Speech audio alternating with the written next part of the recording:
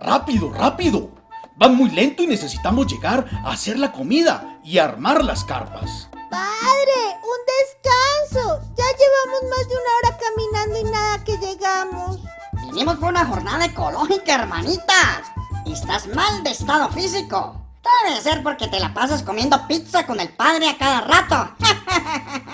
Bueno, muchachos, ya dejen de discutir. Ya vamos a llegar en poco tiempo. Padre, hace 1 hora nos dijo lo mismo y nada que llegamos. ¿Seguro que es este el camino? ¿No estamos perdidos? Ten fe en el Padre, Él conoce el camino. Sebastián, conozco bien el camino. Cuando muchacho fui scout y caminé muchas veces por estas montañas. Solo una cosa, no deben tener fe en mí, sino en Dios. Diosito, Diosito, aumenta nuestra fe.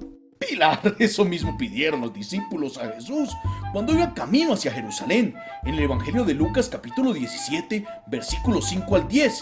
Ahí se va a narrar muy bien la escena. Padre, ¿y por qué no hacemos un descansito y nos explica un poco más este texto? Para poder entender qué es eso de la fe. Está bien, estos muchachos de ahora nacieron cansados. Miren, ante la petición de los discípulos, Jesús va a responder. Si ustedes tuvieran fe del tamaño de un grano de mostaza y dijeran a esa morera que está ahí, arráncate de raíz y plántate en el mar, ella les obedecería. Uy, con tan poquita fe se podría mover ese árbol, Padre Pablo. ¿Cómo así?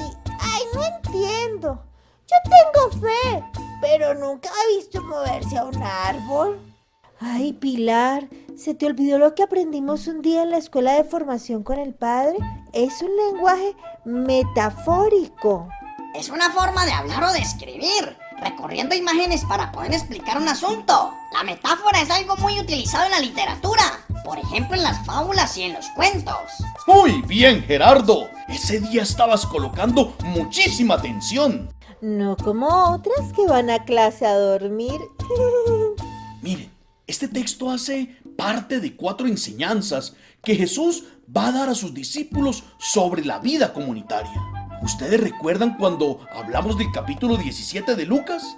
A ver, cada uno de ustedes me va a recordar una de esas enseñanzas. La primera, sobre dar testimonio evitando el escándalo como aquel que hace perder la fe. El segundo, la corrección fraterna y el perdón hacia el hermano.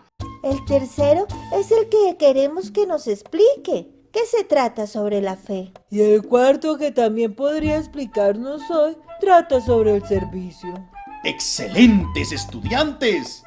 Precisamente, después de escuchar lo que respecta al testimonio y a la corrección fraterna que lleva al perdón, es que se escucha el clamor de los discípulos diciendo: aumenta nuestra fe. No es fácil dar testimonio y perdonar si no hay fe. De la misma manera, no se puede servir si no hay una experiencia de fe. Padre Pablo, pero ¿qué es la fe? Buena pregunta, Sandrita. Es una opción que uno hace libremente para adherirse a hacer la voluntad de Dios. ¡Ay, quedé igual de perdida! Así como creo que estamos ahora, que nada que llegamos. Lucas, en su evangelio, presenta varias veces el tema de la fe. ¿Recuerdan ustedes, por ejemplo, cuando Isabel le dice a María: feliz la que ha creído? Sería interesante otro día hacer una formación sobre todas las veces que aparece ese término en el evangelio y lo que ello significa. Padre, pero aún no nos ha explicado qué es la fe. La fe no es algo que se explica como un concepto, sino algo que se experimenta, Pilar. Es acoger la acción creadora de Dios en nuestra vida. O mejor, dejar que Dios haga su voluntad en nosotros. Significa que si dejamos a Dios actuar en nuestra vida, pueden suceder cosas tan maravillosas y sorprendentes como que ese árbol se mueva. Gerardo, recuerda que es un lenguaje figurado. Pero ciertamente es eso. Dios hace cosas grandes que parecen imposibles cuando dejamos que Él actúe y cuando creemos que Él puede hacerlo. Creer es poder. En eso se resume todo. Para dar testimonio y evitar el escándalo entre los hermanos, se debe ser un hombre o una mujer de fe. Sin fe como acogida a la voluntad y a la acción de Dios, es difícil dar testimonio, pues caeríamos en la tentación fácilmente. Y para corregir a los hermanos y perdonarlos, sí que se debe tener fe. A veces uno piensa que no es capaz, que es imposible perdonar cuando le han hecho a uno algún mal. O simplemente a veces uno piensa que la persona no merece el perdón. Si dejamos que Dios actúe en nosotros plenamente, sucede el milagro del testimonio y el milagro del perdón. Dos cosas difíciles y casi imposibles. Así como mover un árbol, pero con la fe esos imposibles se hacen posibles. Ya entendí. A los apóstoles Jesús les da autoridad y poder sobre todos los demonios y enfermedades. Para su misión con los de afuera se necesita fe, pero también para su relación con los hermanos de comunidad sí que se necesita fe. De ahí la petición: Señor, aumentanos la fe. El grano de mostaza es la imagen que usa Jesús para decir que algo pequeño puede llegar a ser grande, así como el árbol que puede medir unos 3 metros. Se parte de una fe pequeña para dar testimonio y perdonar. Solo así se llegará a ser grande. Sin un poquito de fe, nada de esto sucede. Pero bueno, ya hemos hablado muchísimo sobre la fe, ya va siendo tarde. Sigamos el camino, ya pronto llegaremos. ¡Vamos adelante! Nos espera una jornada dura, muchachos, pues cada uno tendrá que hacer varias labores en el campamento. ¡Yo me pido a la cocina! Si tuviera fe como un granito de mostaza, eso dice el Señor. Bueno, llegamos por fin al sitio. Ya cada uno sabe sus responsabilidades. Gerardo, la leña. Pilar y Sandra, la cocina. Sebastián y yo armaremos las carpas. Padre, quedé rendida. Ay, esa pelada de papas me dejó exhausta. Gerardo, gracias por la leña. Pili, te quedó delicioso el pollo. Sebas y Padre Pablo quedaron muy bien armadas las carpas. No tienes que agradecer de nada, Sandrita. Somos simples servidores. No hemos hecho más que cumplir con nuestro deber. Padre, ¿se acuerda que yo le pedí en la montaña que nos explicara sobre el servicio como condición para la vida comunitaria? ¿Recuerda? Claro que sí, Sebastián. Fue por eso que le respondí a Sandra con la frase con la que Jesús concluye su enseñanza sobre el servicio. Pero nos dio ya la conclusión y aún no nos ha explicado. Empezó por el final hoy.